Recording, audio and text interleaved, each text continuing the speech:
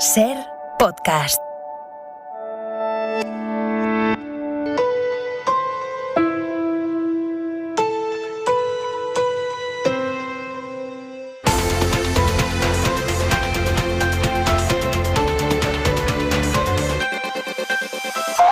Noche de coche y radio para muchísimas familias españolas que están a punto de llegar a su lugar de vacaciones. Es la mitad de España que se va de vacaciones en agosto. Bueno, pues se están yendo hoy. ¿Cuánto queda? ¿Cuánto queda? Pues cada vez menos. DGT, Alba Ariz, buenas noches. Buenas noches. Hasta ahora se normaliza el tráfico de salida de los grandes núcleos urbanos, pero estamos pendientes de retenciones leves en Madrid, en la A42, en Parla, y en Málaga, en la AP7, en Mijas, las dos en ambos sentidos. También tráfico lento en Cuenca, en la A3 a la altura de Iniesta, dirección Madrid.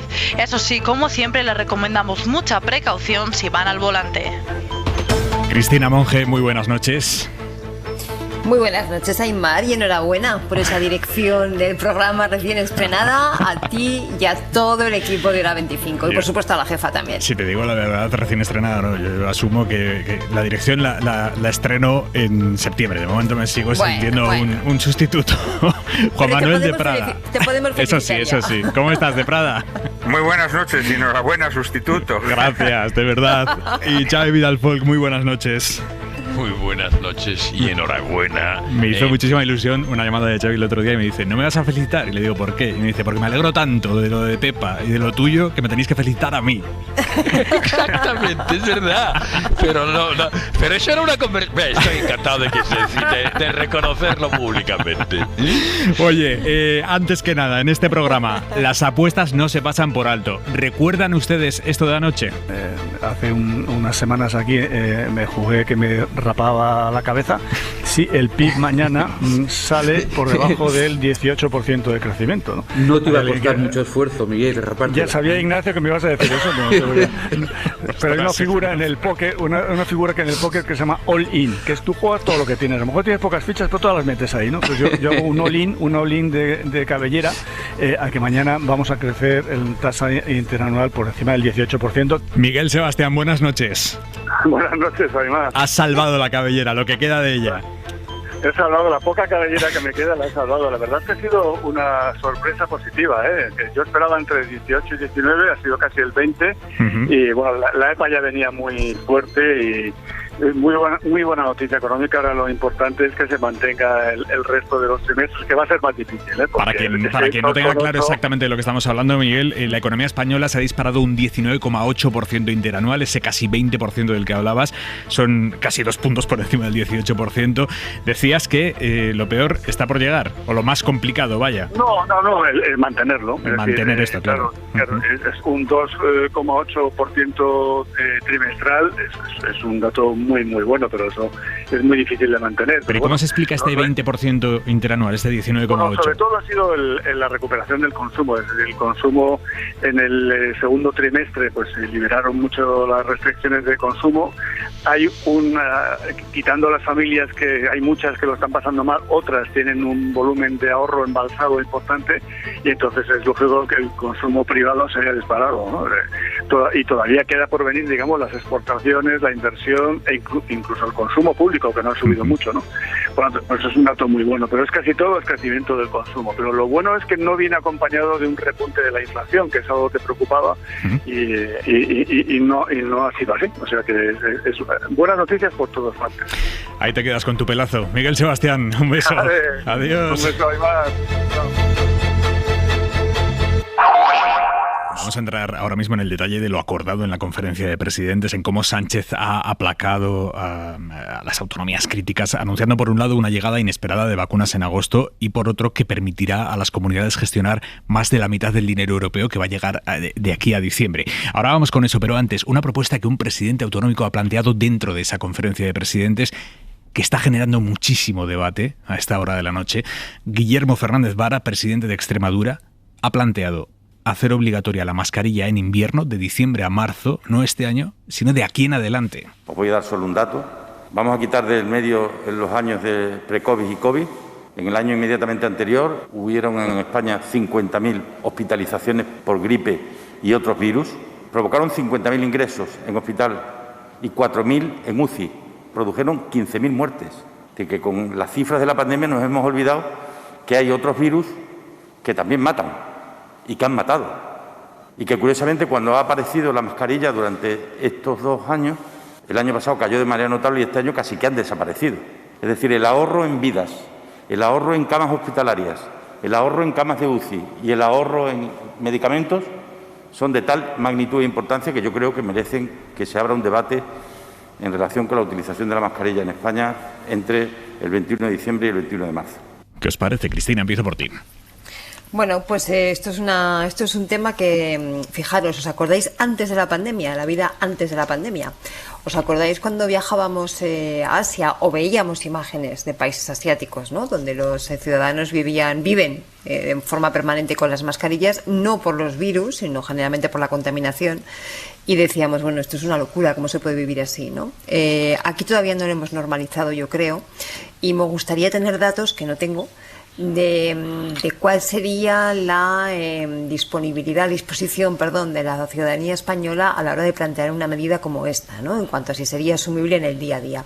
Desde un punto de vista del coste en vidas humanas, del coste sanitario, en gasto sanitario y desde otros parámetros, desde luego yo creo que es un debate que se podría iniciar. Ahora bien, desde el punto de vista de los comportamientos, me cuesta mucho todavía entender que algo que en estos momentos ha supuesto salvar vidas todavía se discute por parte de muchas personas, ¿no? O todavía se discute de si en todos los interiores o solamente en algunos o siempre en exteriores y demás, como para pensar que se pudiera incorporar de forma rápida. ¿De Prada? Bueno, vamos a ver, yo creo que ante todo tenemos que aceptar que vivir es un riesgo. Y por lo tanto, yo creo que tenemos que asumir respuestas razonables al riesgo de vivir. Y en este sentido pienso, claro, que si decimos, hombre, si ahora nos encapsulamos y vivimos dentro de una cápsula aséptica, pues no vamos a contraer ni un catarro, pero ¿queremos vivir dentro de una cápsula aséptica? Pues seguramente diríamos no. En este sentido yo pienso que imponer la mascarilla es un poco convertir la vida en un riesgo irrazonable, ¿no? A mi modo de ver, creo que cualquier persona, lo que tenemos es que empezar a potenciar el concepto de libertad con responsabilidad, es decir, la capacidad que tenemos para decidir los riesgos que queremos asumir y hasta dónde los riesgos son razonables.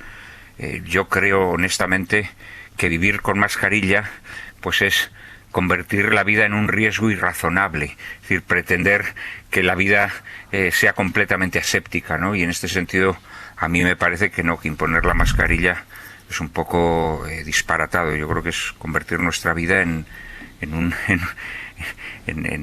especie de de asunción de que todo lo que hacemos es arriesgado. Y es verdad, salir de casa es arriesgado porque te puede caer una maceta, ¿no?, de una cornisa, pero creo que también vivir tiene algo de la capacidad responsable de asumir riesgos. Vidal Folk. Yo soy partidario de la corbata. Y eso es una cosa que hay muy poca gente que lo es, pero a mí es una pieza que me gusta mucho, ¿no?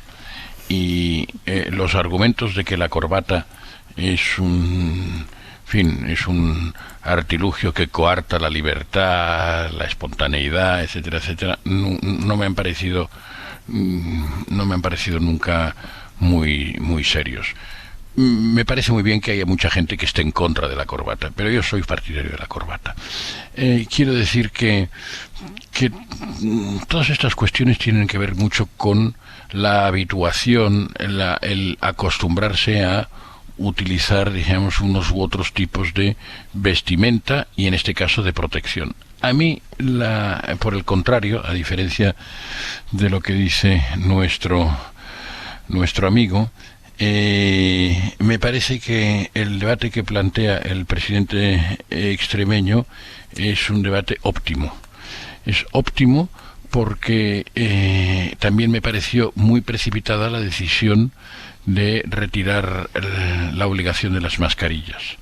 Y me pareció precipitada no fundamentalmente por razones estrictamente sanitarias, sino por razones más bien de psicología colectiva, en el sentido de que indujo a la creencia de que podíamos relajarnos más. y de aquella decisión interpretada como que ya habíamos dado el vuelco, ya no había peligro, esta sensación de peligro al que el amigo de Prada pues hace referencia, nos ha costado muchos disgustos sanitarios, humanos y económicos, muchos. Es decir, que atención con no tomarse la autoprotección colectiva en serio, ¿no?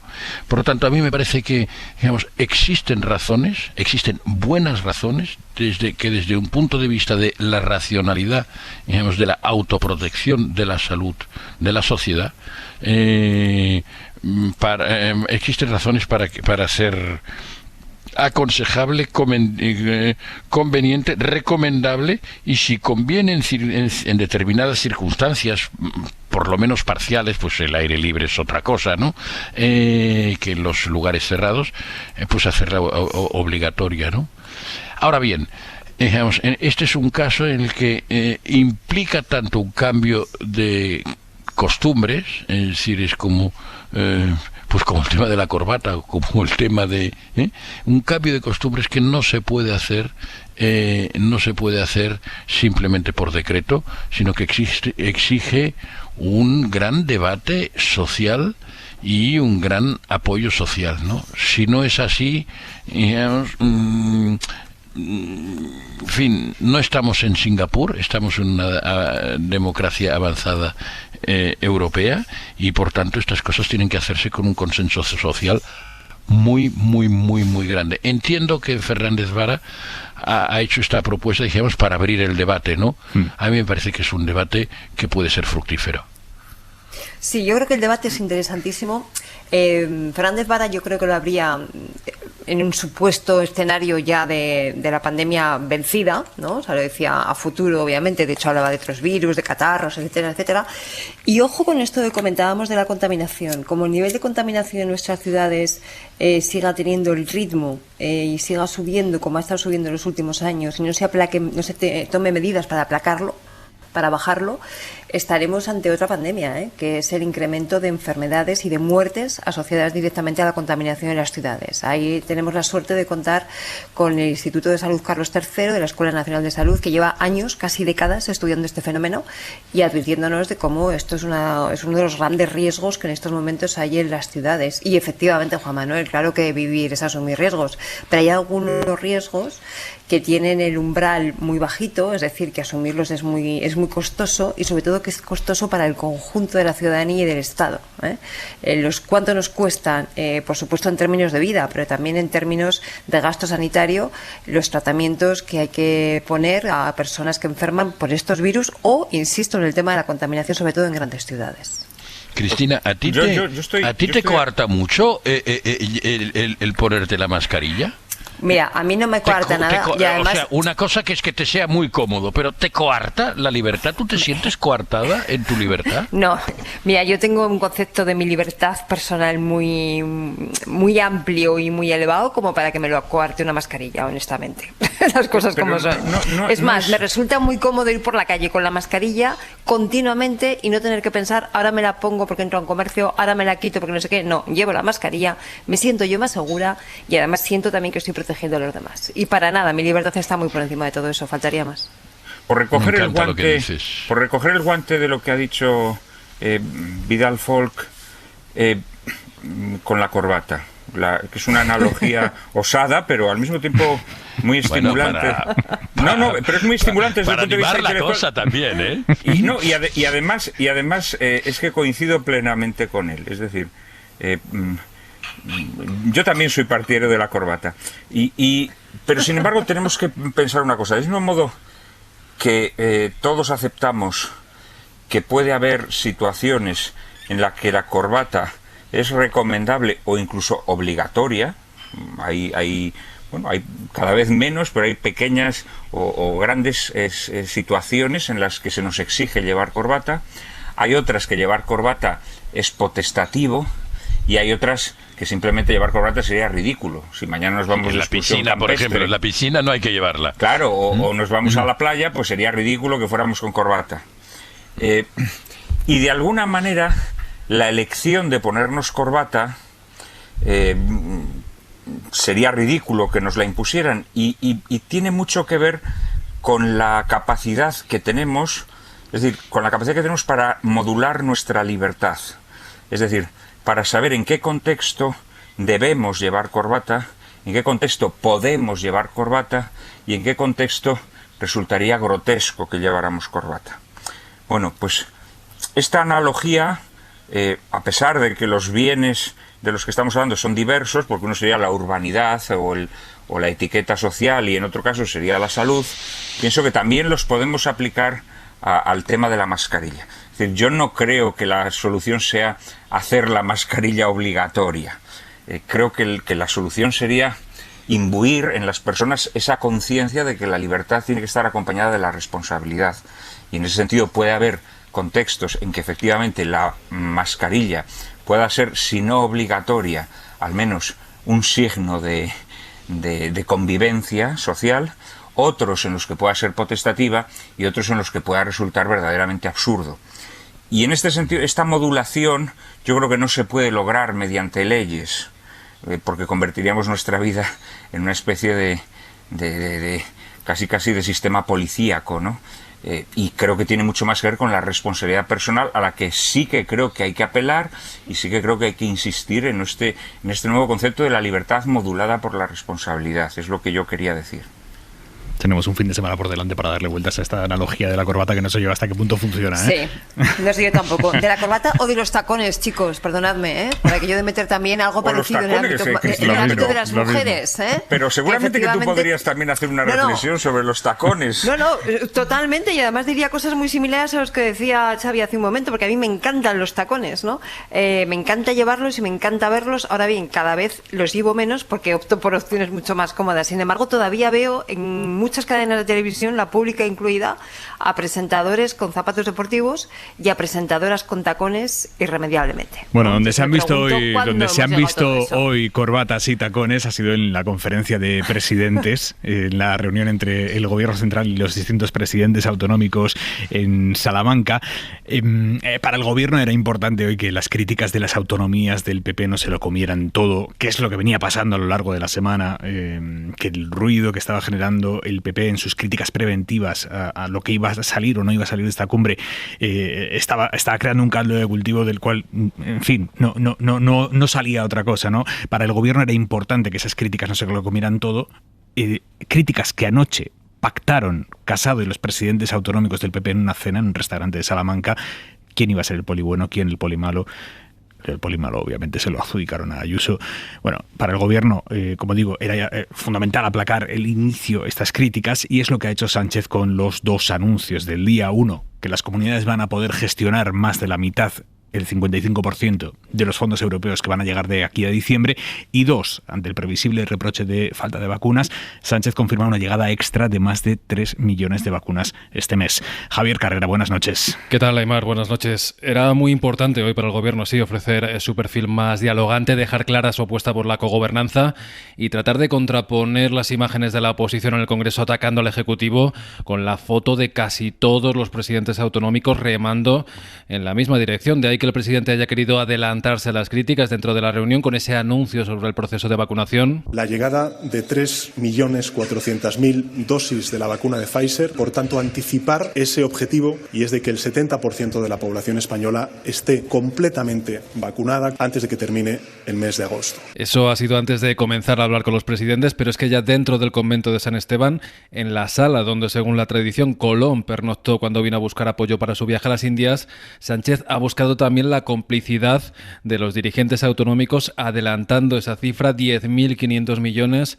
el 55% de los fondos que recibirá España en 2021 y que serán gestionados por las comunidades, aunque no está definido aún el reparto. El lunes se celebrará la primera conferencia sectorial para acercar posiciones y fuentes del Ejecutivo descartan que la cuestión se trate en la bilateral con Cataluña. Hoy el presidente volvía a construir un discurso basado en el optimismo de la recuperación económica, contraponiendo la situación situación actual con la de hace solo un año. De 12 meses a esta parte, de San Millán de la Cogolla a Salamanca, que donde antes había recesión económica, hoy hay recuperación económica, donde antes había destrucción de empleo, hoy hay creación de empleo. Juntos hemos sufrido, decía Sánchez, y juntos, remarcaba, vamos a afrontar esa recuperación. Por lo que os cuentan, Javier, los presidentes autonómicos que han estado en esa conferencia de presidentes, por lo que os cuentan a los periodistas que os habéis trasladado a Salamanca, la conferencia en sí políticamente ha sido más o menos plácida, sin tampoco grandes choques dentro, más allá de Ayuso y su rol de oposición total a todo lo que salga de la Moncloa.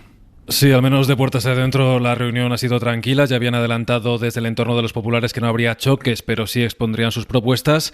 Eso sí, se daba casi por descontado que la presidenta madrileña marcaría perfil, al menos ante los micrófonos, porque Ayuso ha cargado contra los varones socialistas por dudar de su modelo fiscal. Se empieza a cuestionar la autonomía fiscal de Madrid cuando nosotros lo que defendemos es la libertad. Y contra el Ejecutivo por mantener la bilateralidad con Cataluña. Que somos un país cuyo gobierno opera contra los intereses de su capital. Unas palabras, por cierto, de mal a las que respondía la portavoz del Gobierno, Isabel Rodríguez. Quizás no le haya gustado es que se haya desarrollado en este ambiente de consenso y de diálogo. Es cierto que ha habido cierto frente común entre los populares. También el andaluz Moreno Bonilla ha criticado lo que entiende como privilegios de Cataluña y País Vasco. Todos han pedido más equidad en el reparto de fondos y más legislación para hacer frente a la pandemia, pero el sentir general lo resumía el gallego Núñez Feijóo. Lamentablemente ha habido mucho monólogo, poco diálogo, ningún acuerdo y ninguna novedad. Eso entre los presidentes del PP, mucho más optimistas eran los socialistas, empezando por el castellano manchego García Page. Hemos tenido todos un planteamiento de superación. Pero también críticos con los privilegios de otro tipo, como deslizaba el valenciano Chimo Puig. Esto es simplemente una cuestión de solidaridad. Nadie va contra Madrid, pero no se puede estar mirando el ombligo uno permanentemente. La balear Francina Armengol se centraba en el reto demográfico y la sobrepoblación de su territorio, y más allá de socialistas y populares, el vasco Íñigo Urkullu. Hemos de tener en este ámbito capacidad de actuación y decisión. Se sumaba a las demandas en torno a los fondos europeos para finalizar y armar esta conferencia de presidentes, con la que ahora sí se cierra prácticamente el curso político. Gracias, Carrera. Y falta una voz, la del presidente de Cantabria, Miguel Ángel Revilla. Pues se ha despertado más pedrista que Iván Redondo en sus buenos tiempos. Dice que, por lo que él ha visto, había presidentes del PP aplaudiendo enfervorizadamente a Pedro Sánchez. Yo creo que ha sido el día para él más cómodo y hasta diría que políticamente más glorioso de todos los que ha tenido en las reuniones que hemos tenido con él. Baste decir, y esto es cierto, que han acabado todos, por lo menos todos los que yo he visto, yo estaba entre dos presidentes del PP, aplaudiéndole enfervorizadamente, cosa que no había ocurrido nunca. Cuesta pensar en algún presidente autonómico del PP aplaudiendo enfervorizadamente a Sánchez, pero oye, palabra de Revilla. Desde luego, quien seguro no ha sido Ayuso, que deja este mensaje. Cristina, España es el único país cuyo gobierno atenta contra los intereses de su capital. Tremendo, ¿no? Atenta contra los intereses de su capital, que viene a decir tanto como que atenta contra los intereses de la ciudadanía de su capital. El país que en estos momentos está en posiciones más altas, no me atrevo a decir el dato porque no tengo el último, pero una de las posiciones más altas de vacunación, tanto en la Unión Europea como a nivel global, ¿no? Yo creo que ese tipo de acusaciones, ese tipo además tan tremendas, ¿no? Sin matices, tan hirientes, dicen poco de alguien que sale de una conferencia de presidentes. Y ojo, que yo creo que también hay mucho que criticar por la parte de la gestión socialista de cómo se ha llevado adelante esa reunión y las anteriores, las que le precedían. Pero que después de una reunión en la que se anuncian casi 3,5 millones de vacuna Pfizer extra para poder adelantar la campaña de vacunación, ¿no? En la que además se anuncian mecanismos para que las comunidades autónomas puedan gestionar los fondos, etcétera, etcétera, ella quiera salir con esa especie de decepción, ¿no? De que el presidente atenta contra mí, pues yo creo que cae un poco incluso fuera de lugar, ¿no? Incluso fuera de sitio, no aporta nada al debate que se haya podido tener dentro. Y ahora, eso sí, ella se vuelve a confirmar como la lideresa del PP que confronta directamente no con líderes autonómicos, sino con el presidente del gobierno de España. Bueno, cuenta una cosa Javier Casqueiro en El País de mañana, cuenta una prueba clara de que el fenómeno Ayuso no es solo madrileño. Dice, se observó en la madrugada del jueves al viernes en la Plaza Mayor de Salamanca, a la salida de la cena que el líder del PP, Pablo Casado, había convocado con sus varones para aunar criterios. Ayuso empleó casi una hora en salir de la plaza, acorralada por fans y seguidores que le acercaban desde hijos a perros para que los acogiese en sus brazos, mientras Casado departía en corrillos más restringidos con otros dirigentes populares. La mandataria madrileña casi podría haber amanecido en la plaza si sus colaboradores no la hubiesen empujado para salir hacia el hotel a descansar unas horas. Este es el ayusismo de Prada. Sí, bueno, yo creo que Ayuso ha apelado a una cosa muy difícil de determinar, ¿no? Que es casi subconsciente o inconsciente, que es, sí, el descontento que ha generado toda esta situación, las restricciones, la conciencia de que nos han cambiado la vida, etcétera, etcétera, y mucha gente ha encontrado un icono en ella, ¿no? Pero bueno, a mí esto me parecen comportamientos irracionales o emotivos, ¿no? Que por otra parte son muy volubles, o sea que mañana esto puede ocurrir con otra persona, ¿no? Creo que esta conferencia de presidentes, pues bueno, ha sido un acto, digamos, propagandísticamente muy bien ideado por Pedro Sánchez. Creo que el hecho de reservarse estas revelaciones, ¿no? Tanto el dinero que va a destinar a las autonomías como la cantidad de vacunas que van a estar disponibles en agosto son revelaciones hechas en el momento preciso que indudablemente le benefician, y no acabo de entender cuál es la razón por la que se dice que Madrid es perjudicada en esta situación. No lo he entendido muy bien.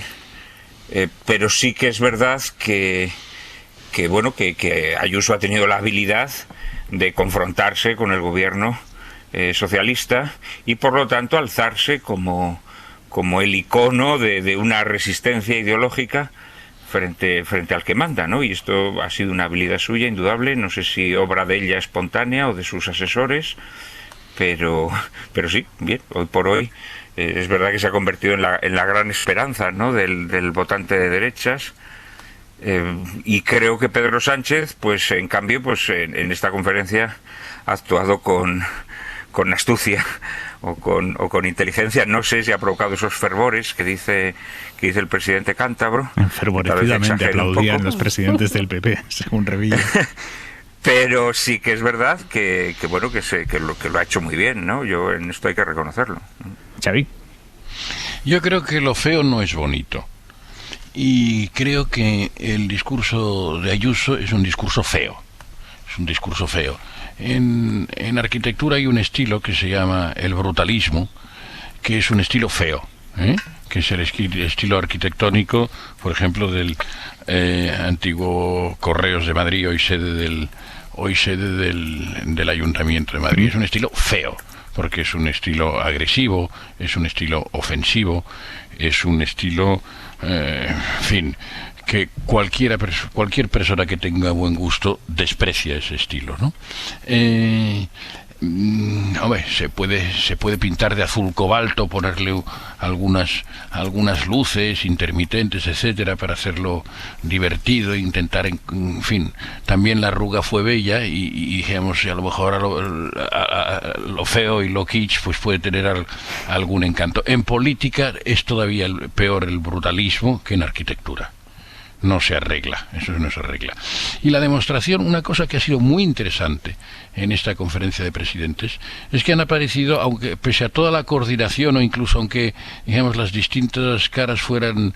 ha habido espontaneidad por parte de los presidentes del PP. A mí ha habido algún presidente del PP que me ha gustado mucho. Me ha gustado mucho, por ejemplo, el anfitrión, el presidente...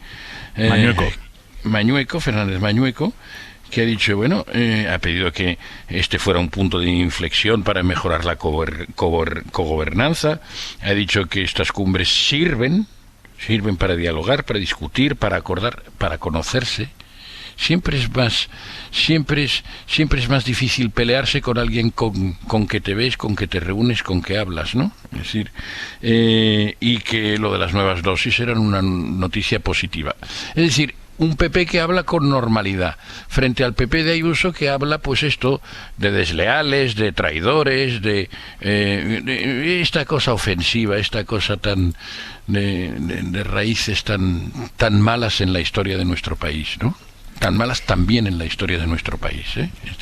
Esta falta de respeto al adversario, ¿no? Entonces creo que es muy buena noticia que haya habido esto.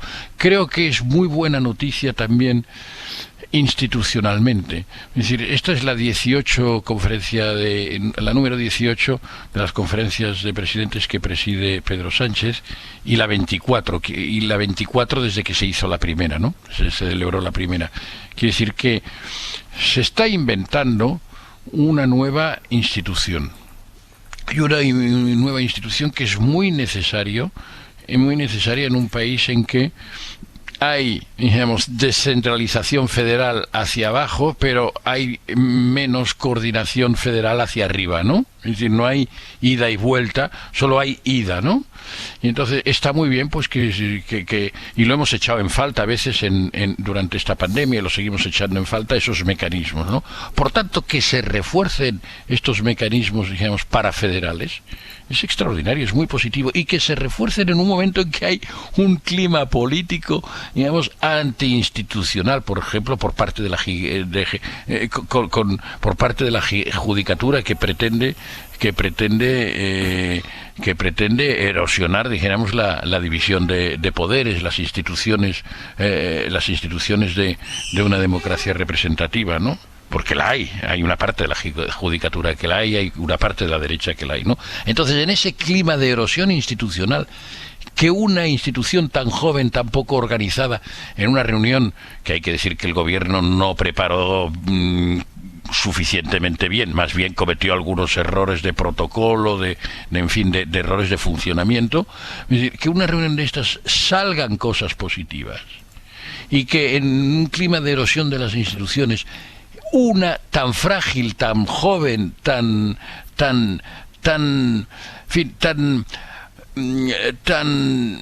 que ofrece tanta disponibilidad, digamos, para la demagogia o el brutalismo de la retórica de la señora Ayuso, por ejemplo, peor, no sé si peor que la inasistencia del presidente catalán, entonces esto es estupendo.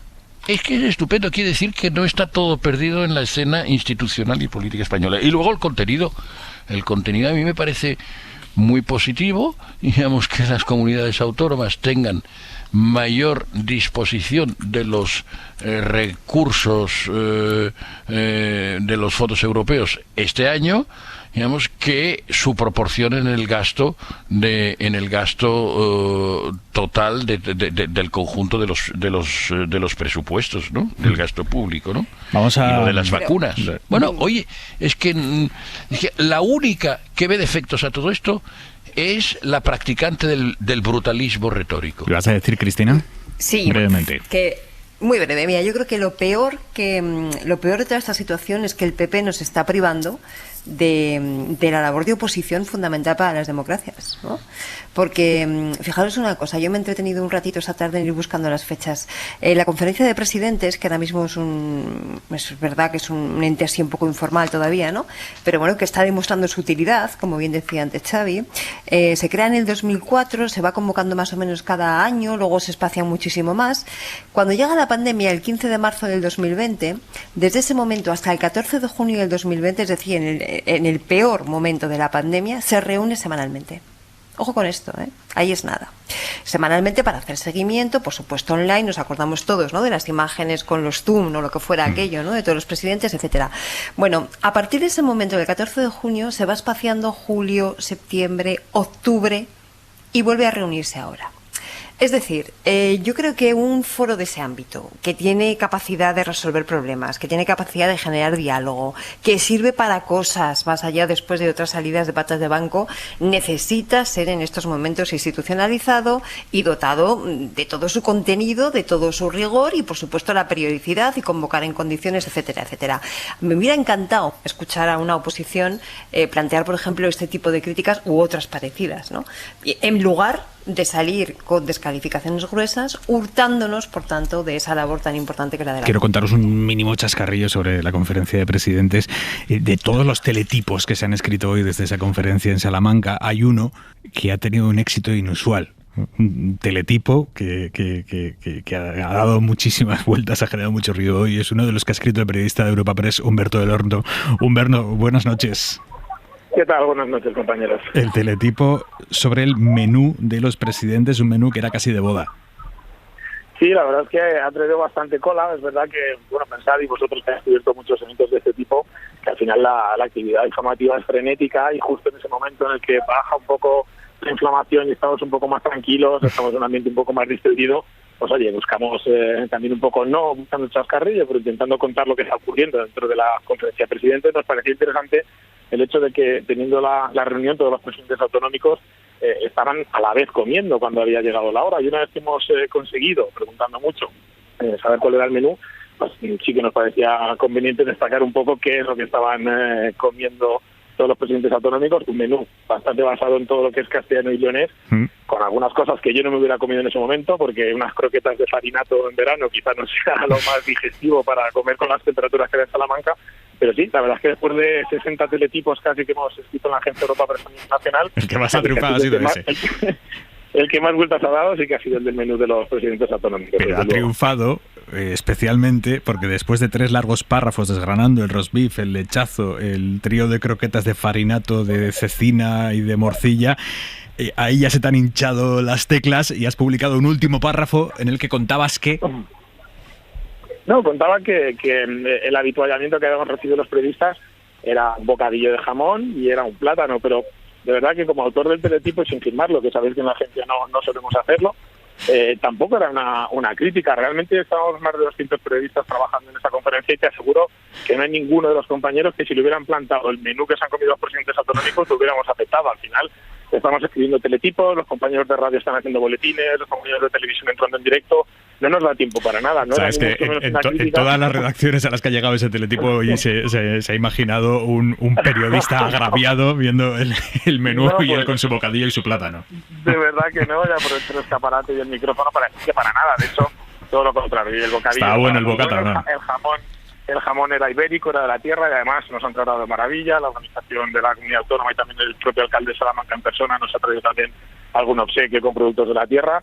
Y más allá de la crítica era simplemente la contraposición de que en un sitio, bueno, están comiendo ese menú en una reunión muy importante, está ocupando todos los titulares y por otro lado los periodistas no es que hayan comido mal, no hemos comido mal ni mucho menos, hemos estado bien atendidos, pero estábamos trabajando, señores, que era un poco lo que queremos plasmar en el teletipo. Humberto del Horno, periodista de Europa Press. Gracias, compañero. Un abrazo, compañeros. Buena semana.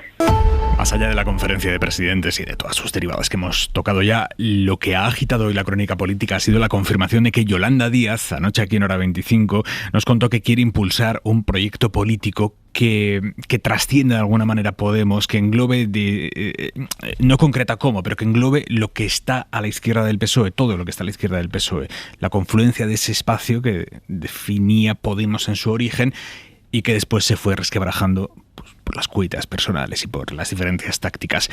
Yolanda Díaz dejó clara anoche aquí que ella quiere impulsar eso, un pseudo reagrupamiento de todo ese espacio público. Lo planteó así. Yo estos días lo que estoy haciendo es escuchar muchas voces muy diferentes, mucha gente de la calle, personas normales. Estoy escuchando para ver qué opinan sobre la conformación de un espacio que pueda cambiar la vida de la gente en nuestro país. ¿Qué quiero decir con esto? Me parece que hay una misión, o por lo menos en esto estoy, que tiene que ver con levantar un proyecto de país para esta década. Ahí estoy. Y sobre todo tengo la experiencia, esto sí la tengo, que cuando sumamos, cuando nos unimos, desde las diferencias, es una apuesta absolutamente ganadora e ilusiona a la gente. Yo creo que en mi país ahora mismo la gente progresista, las gentes progresistas están como un poco quietas, ¿no? Tenemos que dar lo mejor de nosotras mismas para avanzar y desde luego ahí voy a estar. ¿Y ese espacio que quiere crear, vicepresidenta, pasaría por una reagrupación de lo que se centrifugó en su momento? Es que yo creo que las operaciones desde los partidos no funcionan. Los partidos son muy importantes, pero no funciona desde ahí. Lo importante es construir desde la afuera. Y por eso quiero escuchar mucho a la gente. Entiendo que a usted le gustaría que Unidas Podemos llegara a las próximas elecciones en algo que trascienda a Unidas Podemos, que sea un pelín más grande. Es que siempre digo que a mí los muros, las fronteras no me gustan. Lo que pienso es que hay que ser audaz, que hay que tener altura de miras, ¿no? Y tener mucha imaginación para hacer cosas diferentes. ¿Y este espacio cómo se podría, en qué cristalizaría, por entenderlo, en una plataforma, una coalición? Ya veremos en lo que digan las distintas voces que trabajen en el mismo. Yo soy jurista. Las herramientas jurídicas, no se preocupen ustedes, que luego van los juristas, y a las ideas políticas que tengamos, que materialicemos, le damos forma. ¿Qué futuro le veis a este plan de Yolanda Díaz? ¿Hay todavía margen para que el espacio a la izquierda del PSOE se reconstruya después de la atomización de los últimos años? De Prada, empiezo por ti. Bueno, vamos a ver, yo creo que de lo que ella está hablando es un poco de recuperar el espíritu originario de Podemos, ¿no? En donde, bueno, convergen fuerzas sociales, inquietudes diversas de personas que tienen, a quienes une un descontento, digámoslo así, con el sistema. Lo que pasa que yo creo que, como decía Don Quijote hacia el final de su vida, donde hubo nidos antaño no hay pájaros hogaño. Es decir, yo creo que podemos ya tantos años después tratar de recuperar ese espíritu. Me temo que ya no es verosímil, ¿no? Lo que nos tendría que aclarar la ministra es si en ese intento de aglutinar gente diversa, gente que no tiene una disciplina partidista estrictamente, etcétera, etcétera, pues ella está hablando de algo como lo que efectivamente hizo Podemos en su nacimiento, o está hablando también de aglutinar pues a fuerzas independentistas, centrífugas, etcétera, etcétera, ¿no? Esto no lo ha dejado claro. Pero yo en líneas generales creo que no deja de ser una actitud nostálgica, ¿no? Nostálgica de un momento que efectivamente permitió esto porque había una pureza originaria en Podemos que yo creo que hoy en día no tiene. Y me parece que de alguna manera está apelando a una nostalgia que como digo, quizá tiene una fecha de caducidad que se ha cumplido, ¿no? Me parece a mí. Yo no estoy muy de acuerdo, de Prada, porque a mí sí me parece que hay un espacio, no voy a decir, digamos, a la izquierda del Partido Socialista, pero unos le llamarán más a la izquierda, otros le llamarán más radical, otros le llamarán más lo que sea. Creo que lo hay votantes que quieren eso, ¿no? Y por tanto, pues tiene sentido. Tiene mucho menos sentido si todo este espacio se fragmenta, porque el minifundismo y la fragmentación nunca dan buenos resultados. No lo dan en la economía, no lo dan en la agricultura y no lo dan en la política, ¿no?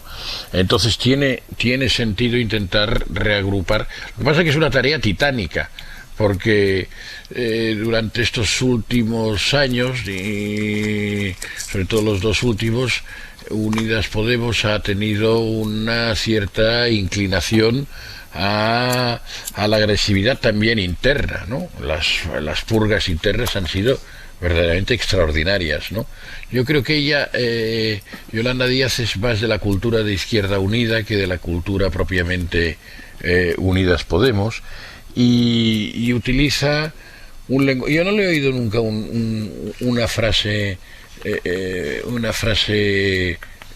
ofensiva.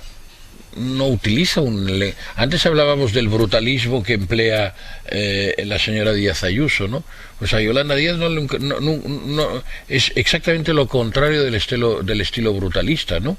Y luego los contenidos serán más o menos discutibles y podemos discutir todo lo que convenga, pero ya es muy importante de decir buenos días y que te contestes buenos días y no decir ¿y qué? ¿Y tu madre? ¿No? Pues que es un poco a lo que estábamos a lo que nos había acostumbrados ciertos estilos brutalistas, ¿no? A mí me parece que es una tarea titánica, muy difícil. Quizá el momento, digamos, el Partido Socialista está mucho más fuerte de lo que de lo que querrían sus opositores. Por tanto, el espacio es difícil, el liderazgo es complicado, el punto de partida es muy fragmentado, pero no me parece que sea insensato ni anticuado ni nostálgico ese intento, ¿no? Pues fijaros, yo matizaría alguna cosa. De la entrevista de ayer, Aimar, yo creo que Yolanda Díaz dejaba dos cosas claras sin decirlas explícitamente. Una, que es consciente de que el futuro de Podemos, tal y como está hoy, o de la candidatura de Unidas Podemos, tal y como está hoy ese espacio, es un futuro poco halagüeño. Y en segundo lugar, aunque no lo dijo explícitamente, yo sí que creo que dejó leer entre líneas que en una situación en la que la candidatura fuera el Unidas Podemos que es hoy en día, ella no estaría a gusto siendo candidata, ¿vale? Es decir, que yo creo que ahí no la veríamos de candidata.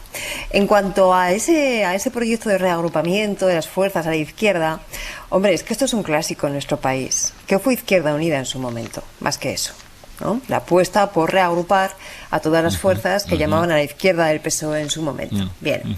Luego eso poco a poco fue achicando su espacio. Si se estudian los resultados electorales de Izquierda Unida, se verá que tiene un vaso comunicante con el PSOE clarísimo, vamos, indiscutible. Cuando el PSOE le va mejor, Izquierda Unida le va peor. Cuando el PSOE le va peor, Izquierda Unida le va mejor. Se produce ese boom tremendo, ¿no?, sociológico y político que fue en España el 15M, la nueva política, todo eso, y surge Podemos, ojo, con un matiz.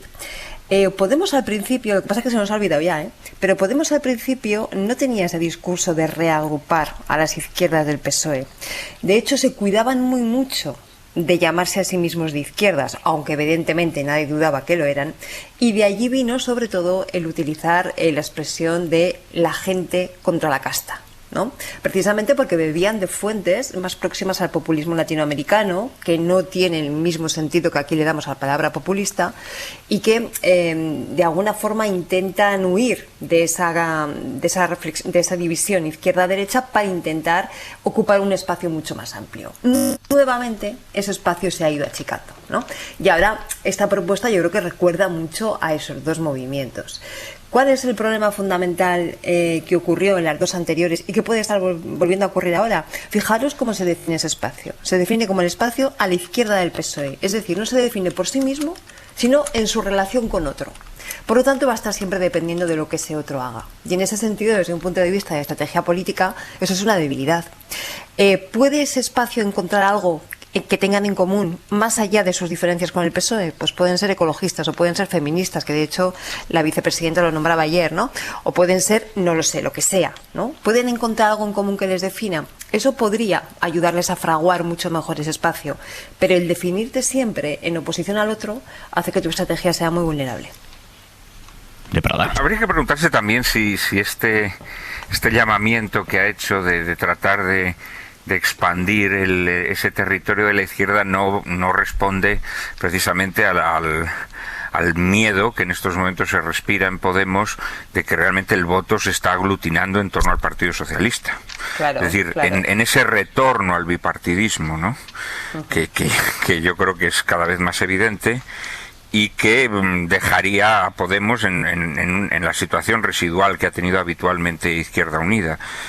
Creo que también tiene que ver con eso, Hombre, residual, yo no llamaría residual la situación de Izquierda Unida. Residual, ha sido mejor o peor en cada momento, Izquierda Unida ha sido pero residual no fue en ningún momento. O sea, y fue una fuerza política importante en este país. Sí, no pero la realidad es que para gobernar nunca Izquierda Unida ha influido en la formación de gobiernos. Siempre ha sido un partido que se ha quedado fuera, digámoslo así. En comunidades autónomas sí, en ayuntamientos en muchísimos y algunos muy relevantes. Sí, pero a nivel nacional hasta el surgimiento de Podemos, la realidad es que Izquierda Unida siempre desempeñó un papel, sí, marginal. Y yo creo que ahora mismo el miedo que existe en Podemos es ¿no? Volver a esa situación.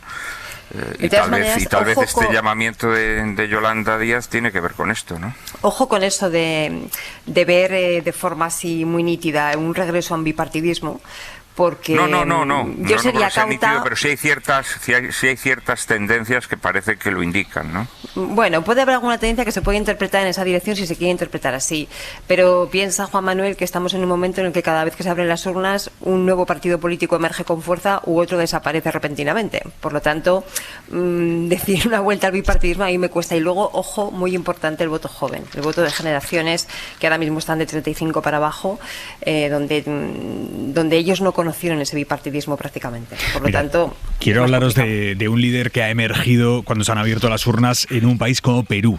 Está viviendo momentos muy complicados el recién investido presidente Pedro Castillo, ese líder rural que se ha hecho con la presidencia del país en unas elecciones que fueron disputadísimas, cruentas casi, unas elecciones en las que la mitad de Perú lo veía como el anticristo comunista que iba a acabar con todo lo establecido. Bueno, pues finalmente ganó Pedro Castillo.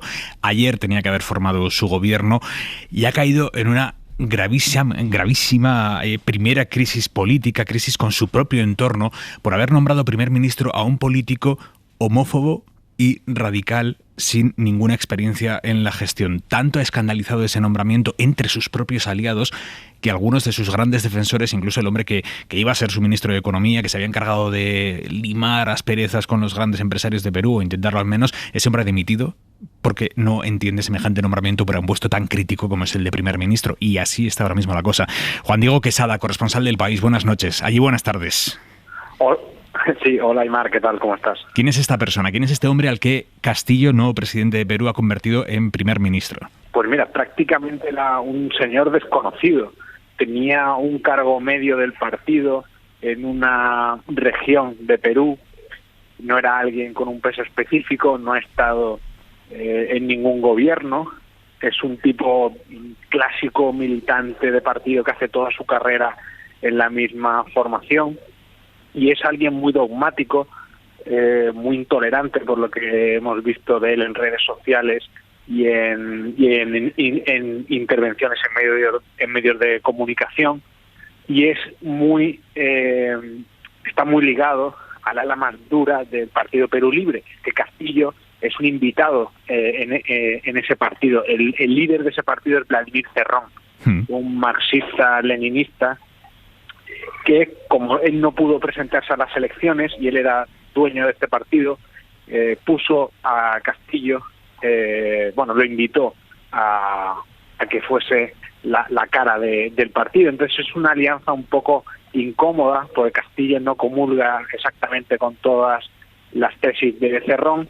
Y bueno, este señor Guido Bellido, del que hablamos, del primer ministro, se interpreta que es la cara de Cerrón en el gobierno de Perú, que toda la izquierda centrada y más moderada, sobre todo la de Lima, que había apoyado mucho a Castillo, sobre todo en la segunda vuelta, ¿no?, para que no llegase el fujimorismo al gobierno, se ha sentido traicionada porque le den a este señor, o sea, que es una forma de darle esta cuota de poder a Cerrón tan importante en el gobierno, en un puesto clave y con unas ideas tan extremas y radicales, cuando el país ha vivido un proceso electoral muy desgastante, el país ha quedado muy fracturado y se esperaba algo más de tender puentes, Claro, es que estamos hablando de que ha puesto de primer ministro a un hombre que niega que Sendero Luminoso fuera un grupo terrorista.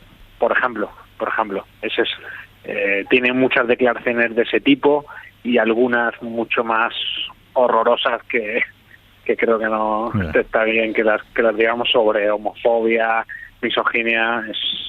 Es todo un personaje, la verdad. ¿Y hasta qué punto este tipo de, no sé si pasos en falso o cómo definir esto de Castillo, aumenta el miedo que genera su presidencia en esa mitad del país que votó a Fujimori y que veía a Castillo como el demonio?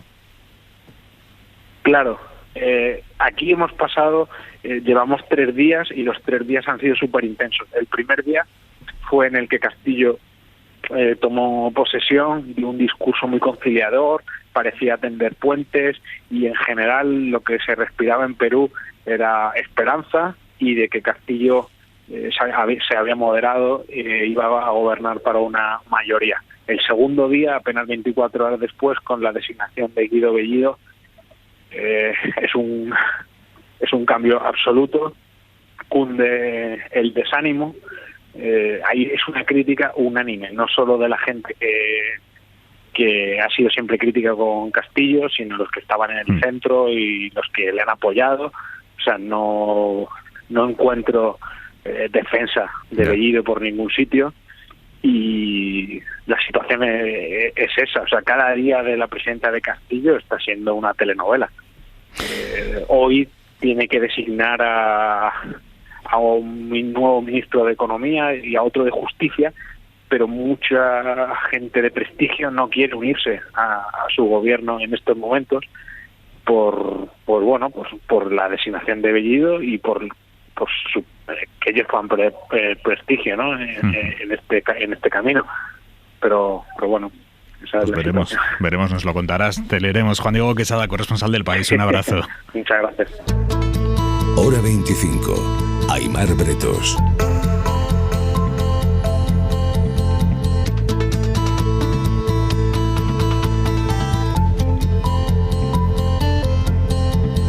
Les estamos contando hoy en la cadena SER que la Fiscalía se plantea recurrir el auto por el cual el juez del caso Kitchen da por terminada la investigación y procesa solo al exministro del Interior, Jorge Fernández Díaz, a su exsecretario de Estado, Francisco Martínez, y aparte de la cúpula policial del momento. Sin embargo, el juez desimputa, digamos, a Dolores de Cospedal y a su marido en esta causa en la que se va a juzgar la trama parapolicial que se montó bajo el gobierno del PP, pagada con dinero público, para quitarle a Bárcenas cualquier prueba que pudiera tener de la corrupción del partido, para que no se la entregara al juez que investigaba la Gürtel y la Caja B.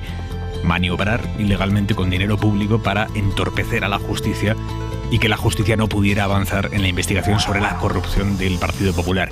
Bueno, la Fiscalía entiende que esta investigación no termina aquí, no puede terminar donde la ha dejado el juez, es lo que considera el Ministerio Público, que hay muchas cosas que investigar. Por ejemplo, quién es o quién era el verdadero dueño del teléfono que, según Villarejo, Rajoy utilizaba para comunicarse con él y conocer cómo iba la operación. Eso el juez ha decidido no investigarlo, de quién era el número. Otra cosa que el juez ha decidido no investigar, a pesar de la petición de las partes, la supuesta participación del CNI en esta causa, o cuántos fondos reservados se destinaron a espiar a Bárcenas. Y la cantidad es fundamental porque ahí se va a saber, o ahí se habría sabido, porque no se va a saber, pero se habría sabido si hubo o no delito de malversación. Otra cosa que ha renunciado a investigar el magistrado García Castellón, para escándalo de las partes, es qué policías visitaron de extranjis en la cárcel a aquel falso cura, no sé si se acordarán, el falso cura que entró en la casa de los Bárcenas cuando estaba la mujer y el hijo de Bárcenas y los secuestró a punta de pistola. Bueno, este señor terminó en la cárcel, hubo unos policías que lo visitaron allí de tapadillo. Eso no se va a investigar quiénes fueron aquellos policías, y no se va a investigar tampoco quién le estuvo metiendo a ese señor, al falso cura, 200 euros cada mes en una cuenta en la cárcel. Cada mes. Todo eso ha quedado sin investigar. Muchas diligencias que habían pedido la Fiscalía, las acusaciones, las defensas, y que el juez no ha autorizado. Hoy hemos escuchado a prácticamente todos los partidos políticos pidiéndole al PP que reconozca la dimensión de esto de lo que estamos hablando, la dimensión del escándalo de que se utilizara una pseudomafia policial pagada con dinero público para proteger las siglas de su partido. Felipe Sicilia, PSOE, Pablo Echenique, Unidas Podemos, Edmundo Val, Ciudadanos. Todavía no hemos escuchado al señor Casado asumir ningún tipo de responsabilidad, porque hoy el señor Casado es el dirigente del PP, ese PP que montó la Kitchen, de ese PP que montó la Gürtel. Es muy grave, con indicios de que Cospedal participó del reclutamiento del chofer de Bárcenas y que Villarejo mantenía informado a Rajoy de la operación. Un juez afín al PP ha permitido que se vayan de rositas. A lo mejor tenemos que empezar a hablar de corrupción judicial. Es una corrupción al cuadrado, es una corrupción sobre otra. Es uno de los casos más escandalosos de la democracia española. La utilización del aparato del Estado en beneficio de un partido político y al único objeto de impedir el normal funcionamiento de la Administración de Justicia. Es que es uno de los mayores escándalos de los que han aflorado en los últimos 12 años en torno al PP, y eso que los ha habido de todos los tipos. El pantone de la corrupción lo han explorado prácticamente entero, pero esto de usar los fondos reservados para que no llegaran determinadas pruebas a la Audiencia Nacional, esto es tremendo, Xavi. Es tremendo. Es tremendo. Es tremendo y Vamos a ver, es el ministro de Interior. Es verdad que, digamos, la secretaria general ha quedado desimputada, pero el ministro de Interior es una pieza muy importante en un gobierno. Claro, es el dueño de los fondos reservados, el gestor, el administrador. Es decir, los demás no pueden mirar para otro lado. Ya estamos acostumbrados a que el señor Casado diga que él pasaba por ahí, pero él era vicesecretario general de este partido. Es decir, efectivamente pertenecía a otra generación de dirigentes, etcétera, era más joven, etcétera, incluso más elegante, pero él ha sido dirigente muy importante de este partido en la época de don Mariano Rajoy y Brey, y por tanto no puede hacerse el sordo ante esta situación que afecta muy tentativamente, afecta muy gravemente o puede afectar muy gravemente a un gobierno de su propio partido, en el que él fue dirigente. Cristina.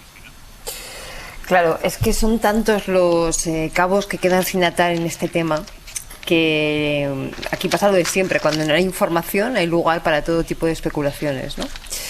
Y efectivamente hay una de las cuestiones que yo creo que llama mucho la atención. Bueno, hay dos, ¿no? Uno, cómo se desimputa a Dolores de Cospedal de todo esto, cuando a juzgar por las informaciones que iban saliendo eso iba a ser muy complicado, pues no ha sido así. Y en segundo lugar, que es que a Rajoy no se le llama ni siquiera como testigo, cuando, como estaba comentando Xavi ahora, ¿no? Hay muchos indicios, cuestiones que apuntan a lo más alto en ese momento. Por lo tanto, yo creo que dejar todos esos cabos sin atar, en el fondo, le hace un flaco favor al actual Partido Popular, porque lleva a pensar a lo peor, que a lo mejor es o a lo mejor no es, pero en cualquier caso se genera una situación de vacío informativo y por lo tanto de mucha capacidad para cualquier tipo de especulación o para cualquier tipo de dudas al respecto, ¿no? Algo que dificulta todavía más que si en algún momento Pablo Casado quiere poner distancia clarísimamente de esa época, lo haga. Y digo si en algún momento quiere, porque hasta ahora, a juzgar por los hechos, no por las declaraciones, sino por los hechos, la verdad es que cuesta pensar que quiera poner distancia de una forma nítida, ¿no? Pero si en algún momento quisiera hacerlo, esto todavía se lo dificultaría todavía más. ¿De Prada? Hombre, vamos a ver, yo ante todo me gustaría decir que una cosa son Cristina ha utilizado la palabra especulaciones o las conjeturas que nosotros podamos hacer, y otra cosa es la sustancia en la que se tiene que apoyar la instrucción de un caso judicial. Y en una instrucción solamente se puede procesar a una persona si hay indicios evidentes de que ha podido formar parte de una actividad delictiva, ¿no?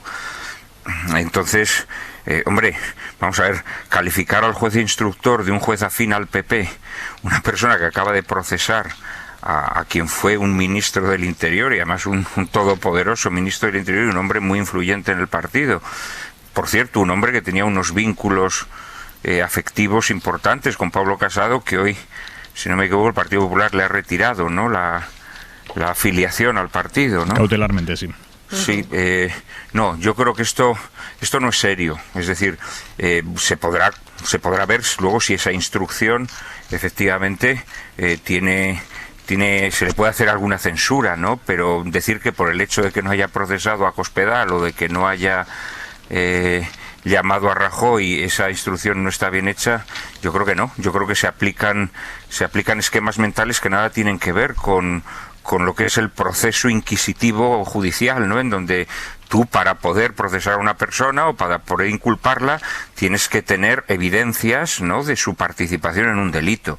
Y yo creo que este es un tema que es importante, ¿no?, que lo distingamos, porque sí que es verdad que puede haber responsabilidades políticas, sí que es verdad que podemos establecer nosotros, llegar incluso a certezas morales, que se dice, ¿no?, pero esto no cuenta en el derecho. Es decir, en el derecho tú tienes que fundamentar una acusación en torno a pruebas, ¿no? Y en este sentido yo creo que calificar esta instrucción de de complaciente o de afín al PP, a mí me parecen expresiones políticas que creo que deterioran un poco la confianza en las instituciones. Yo hay una cosa que querría precisar, y es que las evidencias son para condenar. Claro.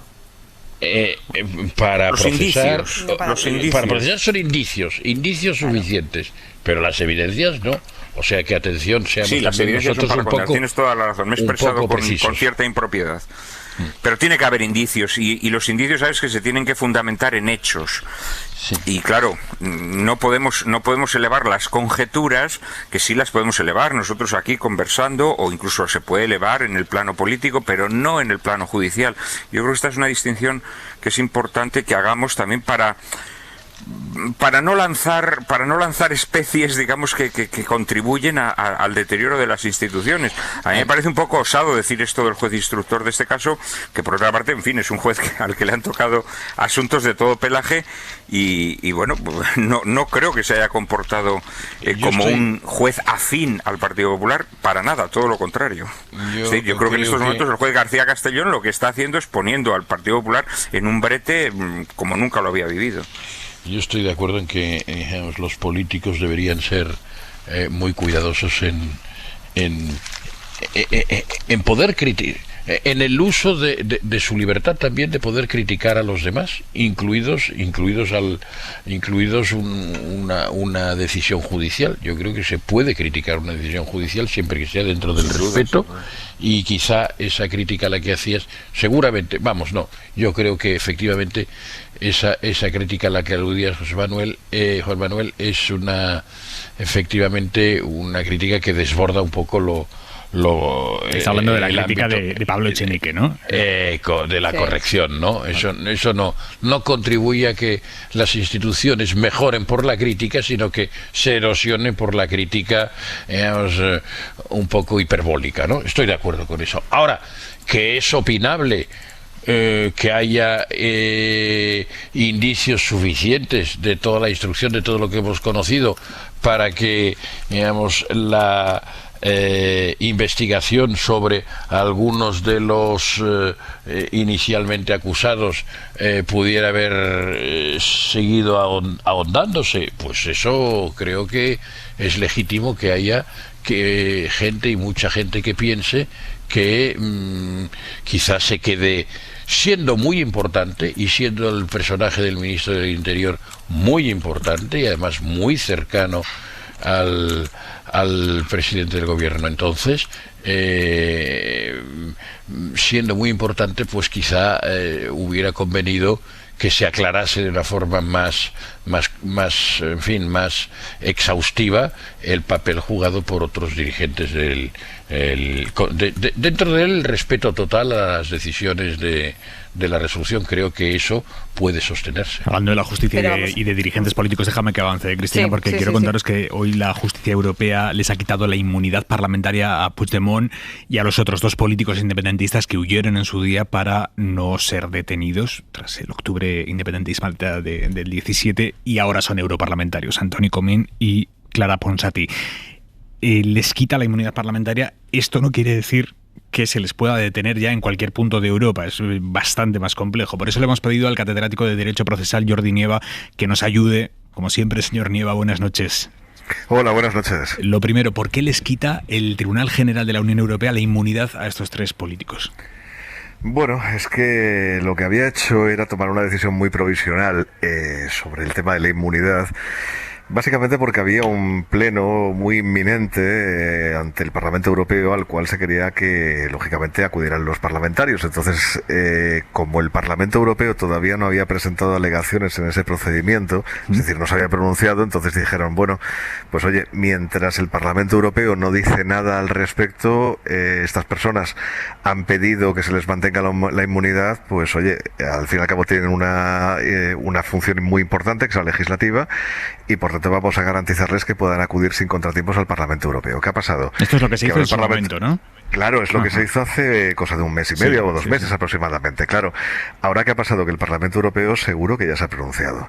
Y entonces ha dicho, oiga, no, aquí ha habido una votación de todo el Pleno, les hemos quitado la inmunidad y por tanto, pues esta es nuestra decisión soberana y a partir de ahí ustedes decidan lo que tengan que decidir, pero desde luego por nosotros ya les hemos quitado la inmunidad y entonces, claro, el Tribunal de Justicia, el Tribunal General de la Unión Europea, mejor dicho, ha visto que no había razón para mantener esa medida cautelar, es decir, para mantener la inmunidad, y se la ha vuelto a quitar, es decir, volvemos a la casilla de salida. Y el hecho de que ya no tengan esa inmunidad parlamentaria que les dotaba el hecho de ser europarlamentarios, ¿quiere decir que España podría reactivar las euroórdenes contra ellos en cualquier momento y pedir que se les detenga?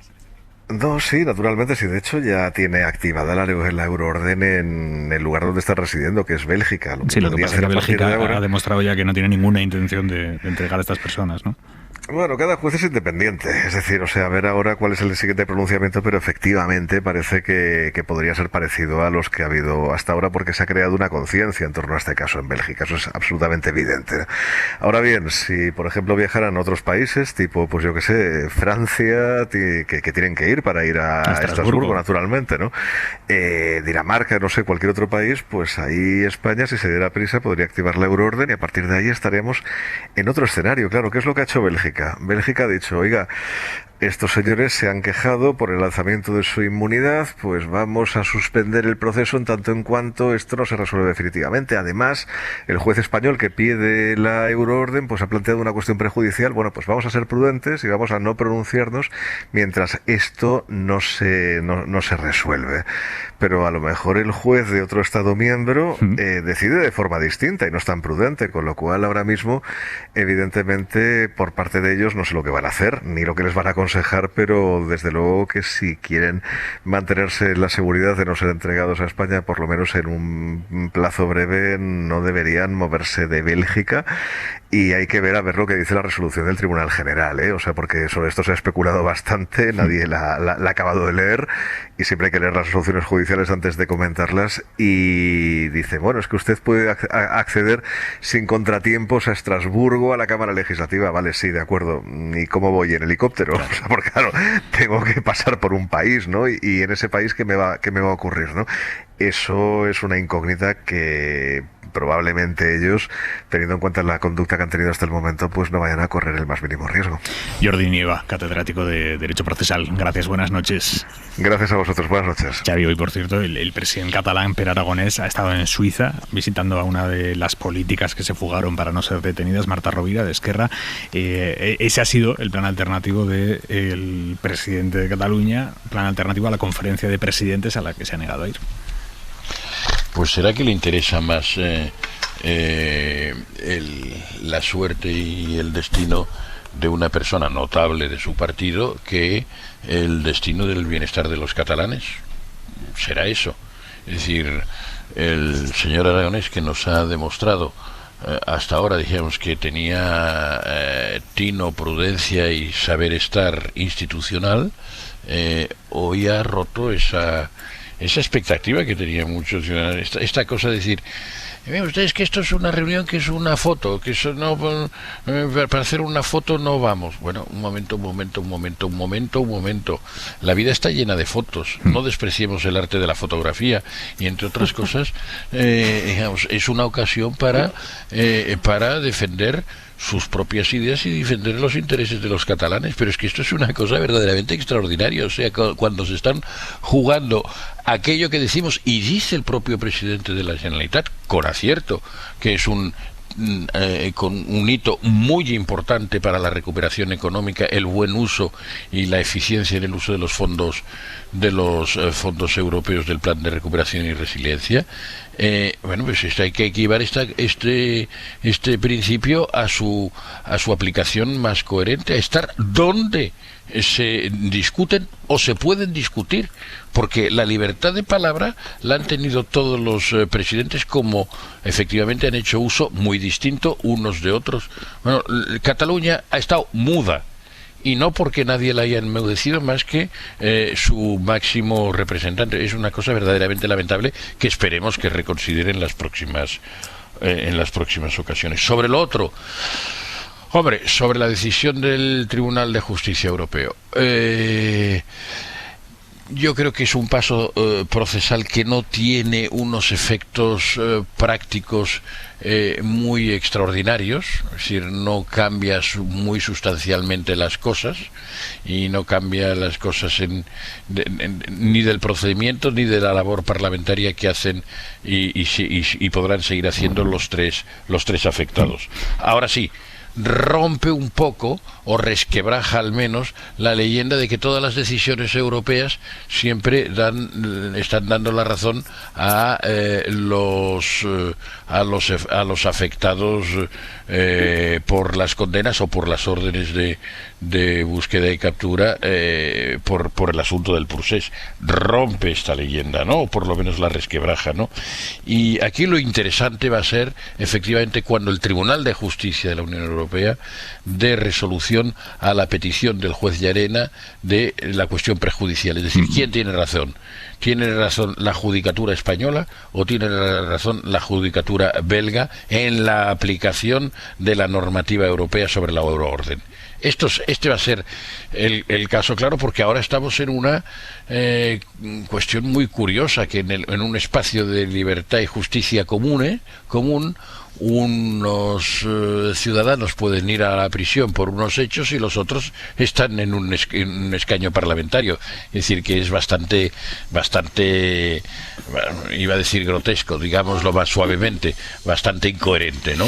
Y por tanto, bueno, ahí esa sí es la decisión más importante. Hasta entonces son cosas aproximativas y digamos que habrá unas decisiones que les beneficien más y en este caso les benefician bastante menos a los líderes del proceso. Oye, nos quedan unos minutos de programa y quiero traeros un asunto que me parece importante. Algunos de los argumentos que hemos escuchado en Hora 25 a las 9 cuando debatíamos sobre los efectos de que la plataforma de entrega de comida a domicilio de Deliveroo haya anunciado que deja España, o que bueno, prácticamente deja España, que se lo está pensando, pero que ya lo ha anunciado, básicamente se van, y lo anuncian casualmente 2 semanas antes de que entre en vigor la llamada ley de los riders, que obliga a contratar a sus trabajadores, porque ahora los tiene dando vueltas por las ciudades entregando comida, exponiéndose al tráfico y tal, como falsos autónomos.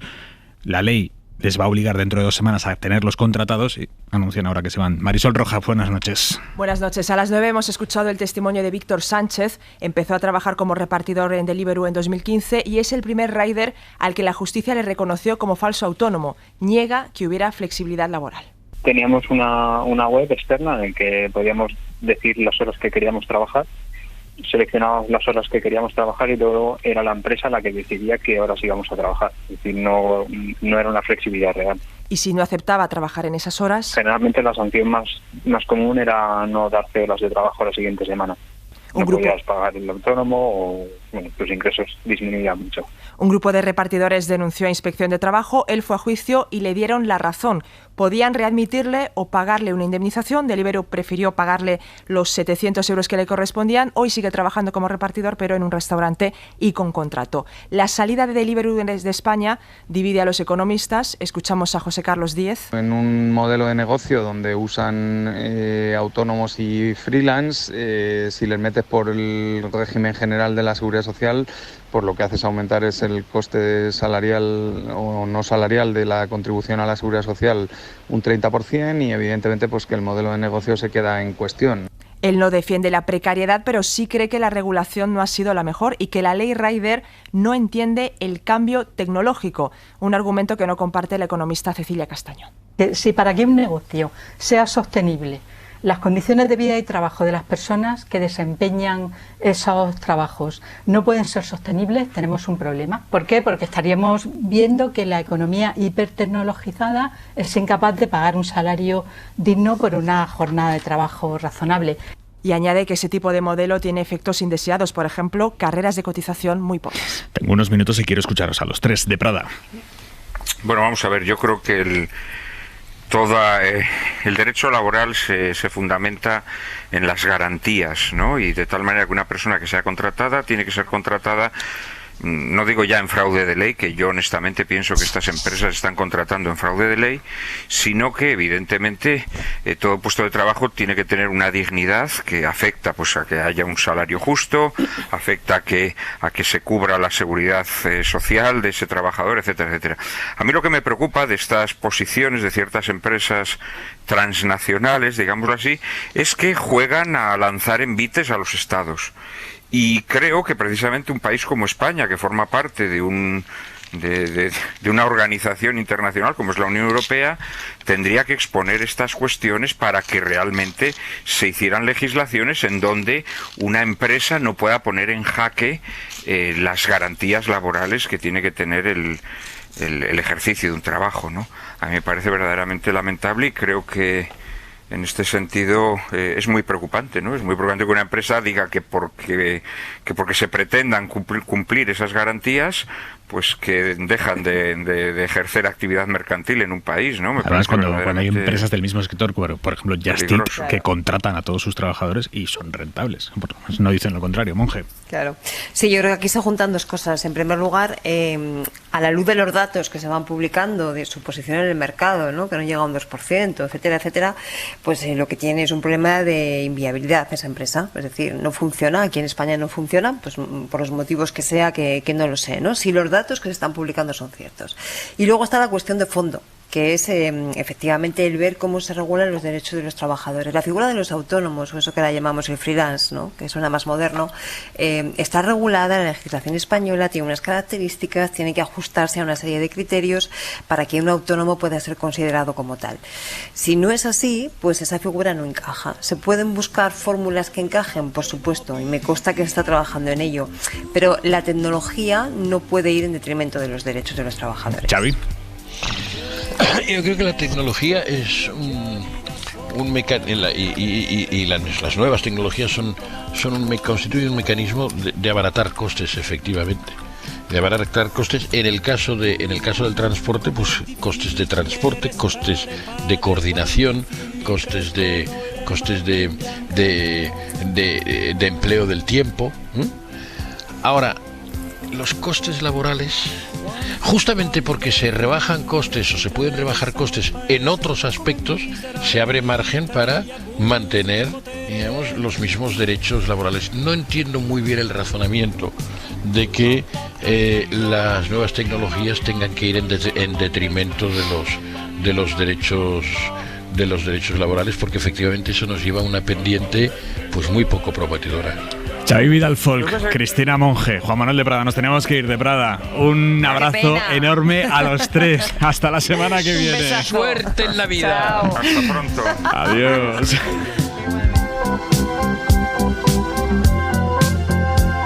A Beethoven e Sinatra preferisco l'insalata, a Vivaldi l'uva passa che mi dà più calorie.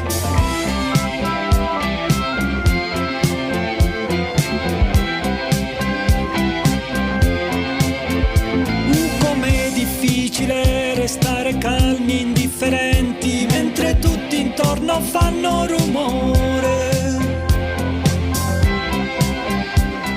Suscríbete a Hora 25 Deportes. Todos los episodios y contenidos adicionales en la app de Cadena Ser y en nuestros canales de Apple Podcast, Spotify, iVoox, Google Podcast y YouTube. Escúchanos en directo en la Ser de lunes a viernes a las 8:30 de la tarde. Cadena Ser. La radio.